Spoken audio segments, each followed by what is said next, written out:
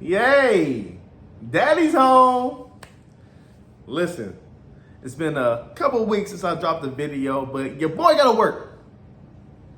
I gotta make money, right? This page ain't making me no money for right now, but I need y'all to help with that by smashing that subscribe button. But since I've been gone, since you've been gone, since I've been gone, it's been a lot of stuff that's been brewing in the W. Today's video is going to focus on who I feel are the top 3 teams in the W, who's leading the rookie race, and who is leading or in the top 3 of the MVP race. But before we get to that, I got to drop my theme music. Yeah, it's the name they say is running the game. For those of you guys that don't know, I am a women's basketball coach at the University of Minnesota, the Go Gophers, and we have a big weekend this weekend for recruits. We're going to reach out to the 2026 class, the future Gophers.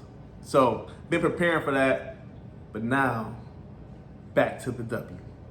All right, here it is. It's been about a month now since the league has been kicked off, and I think this has been a great and exciting year so far.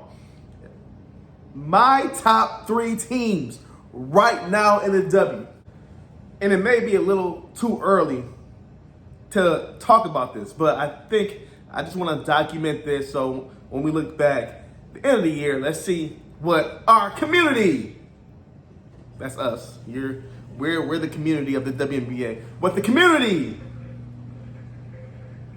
was saying way back the end of May, early June, and see if it added up to the end of the year.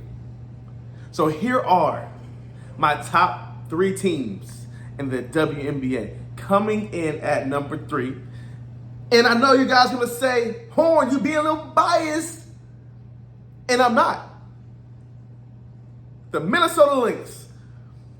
The Minnesota Lynx are my 3rd best team because they have added so much depth to their bench. They can go 8 to 9 deep. At any point of their rotation, they have 3-point scoring on the court. That is dangerous. Now, their defense has also picked up. Diamond Miller hasn't been playing the last couple games. And so it was tough against the Aces. If you don't have a person that keep Asia Wilson off the glass, someone that can defend Asia, it's going to be a long night. And Asia almost had 30 in the target center. But when they get Diamond back, they bring another defensive presence back. And I think, listen, they have a shot at winning this thing. I truly believe it. Coming in at number 2, and that 2 stands for the V of the Vegas. The Las Vegas Aces are my number 2 team in the WNBA. Now, I know you Aces lovers out there are like, Horn, come on now, big dog. They the number 1. They're not the number 1 team right now because they have a loss. They have a loss. And we understand why they are on this list. So much star power. They are also deep. They have the best player in the WNBA. We'll get to that a little later. Now, it doesn't mean she might be the MVP, but she is the best player at this moment. So they are number 2. The reason why they're number 2 is they have a loss. That means the number 1 team, the Connecticut Sun. And they have earned this because they were great last season.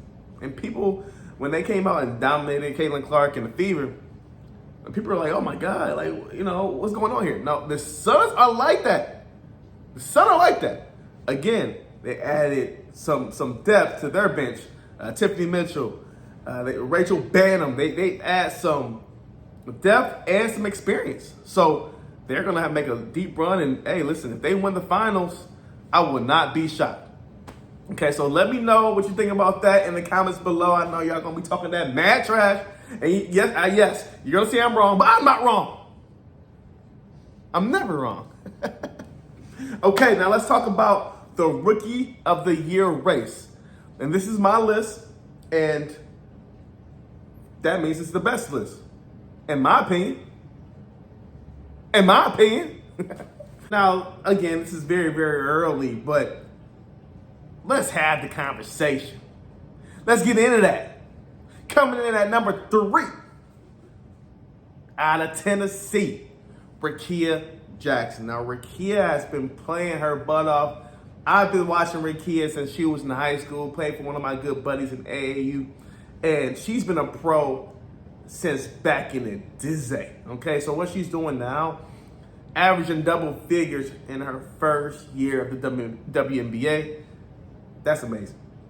But I'm not shocked. So Rickea Jackson's coming in at number 3, averaging 10 points a game. Number 2, the star herself now, Angel Reese. Angel Reese not only brings star power to a city that loves stars, but she brings toughness and grit to a city that's tough and gritty. Angel is putting up double figures herself, and I do think, like, for me, watching her in college, I knew that her rebounding would translate, and sometimes I thought when she scored it looked kind of lucky, but it went in at a high clip. But sometimes you're like, that was luck. She is now proving that I'm stupid. Angel, you're a hoop and continue to do it, and you will have a chance. I think at the end of the day, she'll have the chance of being the Rookie of the Year. But right now, the Rookie of the Year, if it was being handed out right now, is none other than Caitlin Clark. And listen, people are going to yell at me about, oh, they have only won one game. Listen, look at the numbers that homegirl putting up compared to her peers, her rookie peers. You can't argue it no matter your biases. At this point in time, her numbers are impressive. Now, her turnovers are pretty high. And I think, again, that will change. But she handles the ball's in her hand more than it is in the hands of a Reese or a Jackson. So, yeah, she's going to average more turnovers, but she needs to bring them down a little bit. But at this point in time, her other stats are legit. 17 a game. 17 points a game. 6 assists. You can't argue it. I don't care if you hate it. I don't care. You can't argue it. So right now, at this point in time, she is your Rookie of the Year. And did y'all see her get spicy out there? Against Victoria Vivians, who held her own too. She a bad one too now. What's up? Hey, but I love to see that spicy side of Clark. I like to see the spicy side of Victoria Vivians. We need more of that. We don't need more of that. I'm pushing peace. I'm pushing peace, but I love when you compete and it get a little hot. It'll get a little hot on that court now. And sometimes you gotta stand up for yourself. So that's good TV. Now, the MVP race. This is gonna be a tight one. This is not what, like, I did make a comment in one of my earlier videos about a particular player. And I was just going off my feelings because I respect this player. But this is going to be a tight race. Coming in at number 3, Clea Cooper. Hey, listen, certified bucket, tough, gritty, will defend.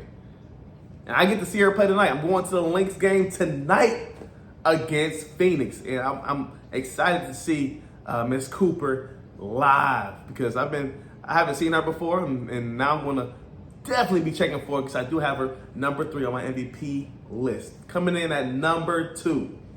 Man, this is tough for me because she's actually leading the league in scoring.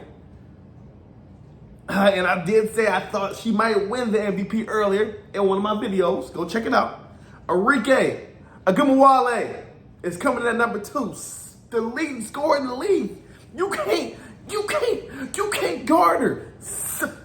Certified bucket coming in at number 2, and she might have that chance of getting to number 1 if she can lead her team, her wings, to a number 1 seed. If that happens, look out. The best player on the best team, you might have a chance.